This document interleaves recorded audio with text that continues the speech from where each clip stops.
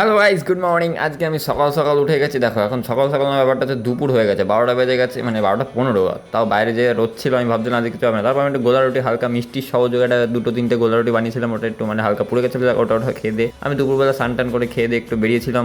যাক এখানটা একটু আমাকে একটু অন্ধকার অন্ধকার লাগছে, বাট আমি এখানটা নিজের ওপর নিজের ফোকাস বাড়াতে আমি হালকা করে ফর্সা হয়ে গেলাম, মানে আলো পড়লো তাই আমাকে দেখতে হচ্ছে। তো আমি বিট্টুদের বাড়িতে গিয়ে দেখলাম বিট্টুর থেকে একটা গ্যাজেট এনেছে। তারপরে কি জানতে পারলাম এটা একটা হচ্ছে ওয়্যারলেস মাইক, যেটা সাহায্যে বিট্টু মোটো ব্লগ করবে। ঠিক আছে, এবার আমাদের বাড়িতে আরেকজন ব্লগার হয়ে যাবে, ব্যাস মানে দুজনে ভাইরাল হচ্ছে। তারপর একটু ভগবান ভগবান শুনছুন দাবা খেলছিলাম। যাক আমি বিট্টুদাকে সহজে হারিয়ে ফেলি, কোনো ব্যাপার না। তারপরে তরমুজ খেয়ে নিলাম, গরমকালে তরমুজ খাওয়া ভালো। তারপর আমি বাড়িতে আসার সময় দেখছি বাইরে এসে মানে লেস টেস দিয়ে এত নড়ছে যে ডান্স করছে, ব্যাপারটা আমার মনে হলো। তারপর আমি সোজা বাড়ির দিকে চলে এসেছি। বাড়ি এসে আমরা বেরিয়ে যাই, আমি আর তনুজা শৈলীদির বাড়ি থেকে আমরা ভাত আর মাংস ফ্রিতেই খেয়ে আসি, মানে আমাদের বিনা নিমন্ত্রণে আমরা গিয়ে মাংস আর ভাত টাত খেয়ে সোজা বাড়ির দিকেই আসছিলাম। তখন তুষিদার সাথে দেখা হলো, তুষিদার পেছনে তনুজাকে বসিয়ে দিলাম, কারণ ও খুব মোটা খুব ভারী।